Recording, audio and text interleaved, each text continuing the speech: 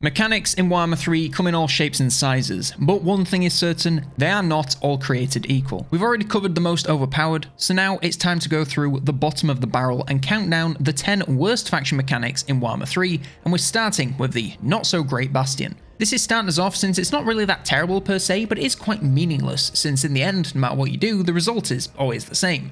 So when playing as Cathay, one of your tasks is to make sure the 3 gates on the Great Bastion are under Cathayan control, ideally your control.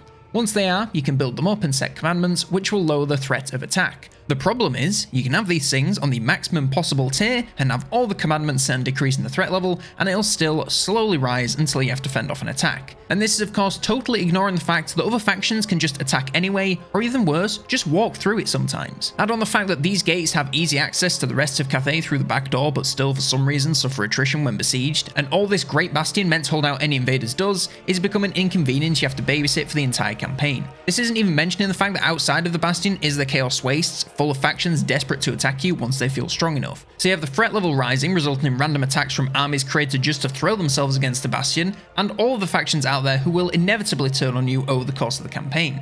And it's all uninhabitable lands that you'll struggle to move into and clear out without a serious late game force. Lore accurate? Yes. Fun to play? I'm gonna say no. And as far as how interactive it is and how much it adds to the gameplay, it's going to be pretty minimal on all measurements. Coming in at the number 9 spot, we have Wurzag's ability to build Savage Orcs anywhere. This is a pretty minor one, but nonetheless, it's pretty damn pointless, especially in Immortal Empires. If you weren't aware, Savage Orcs are orcs, but they paint their nails and put on makeup before they leave the house in the morning, which makes them sassy, moody, and a little bit nasty. In-game, this translates to them having next to no defense, 0 armor, and instead all they're relying to keep themselves alive is physical resistance, which they have 25% of. This sounds fine, since that's 25% less damage from all sources that make it through their admittedly meager defense. And besides, they have a tiny little bit more attack, so we're going to do more damage, as well as hold up against non-magical damage, right? Even against non-magical damage, defense this low means most swings enemies take are going to hit, and even 25% less damage making it through is still going straight to their HP bar, and with very mediocre leadership, they're going to feel that heat and run in moments. Against magical damage, this is even worse, since they essentially melt faster than an ice cube left out in the realm of Khorne.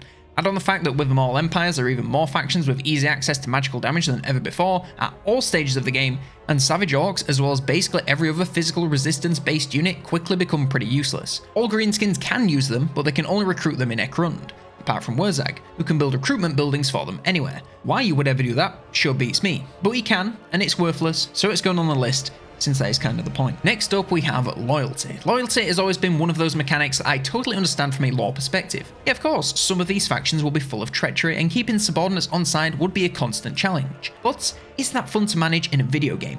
Not even a little bit. All loyalty does is make recruiting and using armies other than your lord into even more of a hassle. You have to make sure they have armies full of units, sometimes even better than your faction leader. You have to make sure they're always doing something instead of sitting still waiting to be used or playing defensively. You have to give them items and ancillaries to keep them happy. And even if you do everything right, a random event can pop up and cause their loyalty to drop anyway. And the most insulting part is that if this loyalty falls low enough, the lord can defect and create a rebel army that will use your own recruited units against you. From a gameplay point of view, it's just obnoxious and discourages you from using multiple armies early on until you can afford a full active stack, rather than the normal approach of a weaker secondary support army that you slowly build up. Best case scenario, it stays high and you don't notice it, making it entirely pointless. Worst case scenario, it punishes a campaign going sub-optimally and tanks it into a total write-off. Next, we have the Peasant Economy. Bretonnia are a pretty polarizing faction if you ask me, since most of their gimmick relies on their roster of cav units mixed with the assorted peasantry. Spoilers, but we're going to get into the first part in a little bit, but for now we're going to talk about peasants. Any peasant unit has this symbol on their unit card. Recruiting these units consumes peasant economy capacity, which is displayed at the top of the screen. Now, you can recruit more than your capacity, but you're going to lose a lot of income. For starters, the upkeep reductions and increased income are taken away, and on top of this you get reduced income from peasant-fueled ventures, and all at once you can end up in the red just for recruiting one too many guys with pointy sticks. Now don't get me wrong, I think unit limits are a great thing to encourage more creativity in army building and give you some variety in your campaigns, but in a faction with limited powerful units, especially early on, why would you impose a limit on the amount of chaff units? Early in the campaign, you need to fill up armies with chaff to make up for a lack of strong units. Later on in the game, you have the strong units, so don't need the chaff, but what's that? You now have upkeep reduction on units you're not even using? It's just a very confused mechanic that makes sense lore-wise, but when it comes to gameplay, it just ceases to fit into the game. Chaff units are just that, chaff. In case you're not a fellow farming enthusiast, that means they're rubbish things you want to dispose of as soon as you can get something better. Why would you put a limit on something that you should avoid recruiting in the first place? The game is just finding its own logic with this one, making it a pain in the ass to manage and a bit pointless in practice. Coming in 6th place, we have big names. Keeping true with the trend of day 1 DLC factions being a little bit, well, not great to say the very least, the ogres are firmly in that camp of being just a little bit basic when it comes to pretty much everything, and nothing shows this more than big names. These are basically little side quests you can do, like be a spellcaster, amass a lot of meat, and more, which grant the lord or hero some random bonuses to them or their army. The main issue with this is the fact that you can only pick one. And yeah, I hear you say, well, it's for balance, and while that may make sense, allow me to make a couple of rebuttals. First of all, it's a single player game, so I value fun over balance, so I don't really care. Secondly, if it's a balance issue, then just make it so that the more names you equip, the less powerful each becomes since it's less focused. And thirdly, let me just read off the full unabridged title of Greasus Goldtooth, who might I add is also pretty god-awful, but that's another conversation. Greasus Goldtooth, or his formal title, Trade Lord, Greasus, Tribe Stealer, Drake Crush, Gatecrusher, Hordemaster, Goldtooth, the shockingly obese. The actual lore has them using multiple of these names and picking up more as they move through life, so why can't we have that in game? It doesn't change the name of the army, so it's not for text box reasons. The bonuses aren't even that strong and rarely stack, so the balance argument is rocky at best, and it's not even complicated to do, just give them all the buffs. Even lore-wise, it makes more sense to have this massive range of names that get added to the entire campaign instead of just picking one and sticking with it. As is, it's a very weak mechanic that you pretty much ignore after you unlock the one that you want. Breaking into the top 5, we have the Geomancy Web. I don't think it's any secret that some of the original Warhammer 2 mechanics are a little bit dated, and one that embodies this perfectly is the Geomancy Web. I'm willing to bet that many of you who have played the Lizard Men a couple of times have still not really got a clue what this does or even how to use it because it is that confusing and extremely underwhelming when you do use it. Clicking on the overlay shows you these cool graphics, which connect every region in the game. The strength of each region is decided by who owns them and if a very specific building is built inside of them. At high strength, you get commandment boosts. Don't get me wrong, it's major boosts, but really? That's all you're going to give me for capturing all these settlements and building 9,000 gold worth of pylons over the course of at least 15 turns each just for these buildings? It's honestly not the reward that's bad, because at max level you're getting some serious boost to whatever commandment you have and you can print money, units and more in your regions, but the amount of work to get what amounts to a passive boost is pretty insane. Most campaigns you don't unlock these effects until the super late game, and that's if you actively work towards them. For me, it really comes down to the amount of work required to get a very basic reward. If you got you something more active like a strong web of settlements lets you summon a Kamehameha that nukes a target settlement from orbit, I'd be more into it, but as it is right now, you can more often than not just ignore it. Coming in 4th place, we have Vows. I told you it was coming, and here it is. Where the Peasant Economy held you back from some of the weakest units in the roster, this instead stops you from recruiting some of the best. And you might be thinking, that's a good thing, so you have some army variety. And let me tell you just how wrong you are.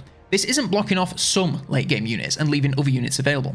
This is blocking off all the late game units that matter, and this can be a problem you face hundreds of turns into the campaign. The basic premise is, every lord, aside from a few legendary exceptions, have to complete 3 vows to unlock vastly reduced upkeep for late game cav units, among other things. You might be thinking, upkeep reduction? I thought you said it blocks off the late game units. Well, let's just take a look at the upkeep without reductions and you tell me if they're blocked off or not, especially if you want a few of them.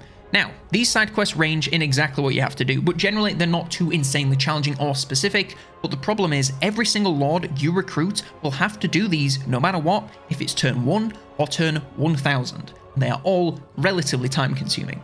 So, you can have half the map under your control in a late game Giga War, and you still have to do a load of side quests to avoid paying multiple times what you should for late game units of your faction. Add on the fact there are no notifications to pick one of these, so 9 times out of 10 you just forget to set one, and only realise once you try and build an army and suddenly check the treasury to see it's emptier than inned. If I could pay 10,000 gold to recruit a lord with all of these completed, I absolutely would, but I can't, so I'll just cry about it in a YouTube video instead. Breaking onto the podium, we have Nakai's Vassal. Honestly, Nakai's entire campaign is pretty terrible, and yeah, I mean, he's the best he's ever been now, but that doesn't change the fact that he's still pretty sucky. I mean, the lad can't even win his first battle with auto-resolve on normal, and is basically the only faction that can't. If that doesn't tell you how forgotten about our boy is, I don't know what does. Ah well, at least he starts in the jungle these days. Anyway, in this terrible faction there are a number of things I would consider truly terrible, like recruiting only from him, meaning armies that aren't him rely on global recruitment, and if he's not on the map, just kind of give up on him for a bit until he comes back. You could choose the fact that his bonuses from Temple of the Old Ones are basically just the blessed spawning units that the other lizards get anyway, just for completing random missions. It could be the fact that the text runs off the text box, but no, we're ignoring all of this because they're just bad. The thing that's pointless in this faction is the Vassal, the defenders of the Great Plan. Whenever you beat a settlement in battle, you can either raise it or build a temple to one of the 3 lizardmen, gods, deities, something or other in these temples, and they are given to your vassal as settlements which they'll then defend. The problem is these settlements have pretty mediocre garrisons, so get taken over by pretty much anyone with a halfway decent army who's also at war with you. And with this playstyle, the campaign encourages you to have no shortage of enemies, meaning you're going to lose settlements all the goddamn time. Sure, you can loot back and send out extra armies to retake or defend your settlements, but surely the point of having this vassal is that they'll keep themselves safe, and only need help against pretty strong threats instead of any army that rolls into town with a mid-game troop. You may as well not have the vassal defending your settlements, making them entirely pointless and an absolute pole position for this list. Coming in second place we have Daniel. I mean, do I really need to talk about this since it's literally the entire faction in this case? The Demons of Chaos are led by Daniel, or whatever you want to call him, and he is the only lord in this faction, and looking at the campaign selection page, it seems like there's a lot to do. That is in fact bait, since this mechanic is shallower than a garden kiddie pool. Fun fact, it's actually listed twice to make it look like more than just one mechanic on the faction selection.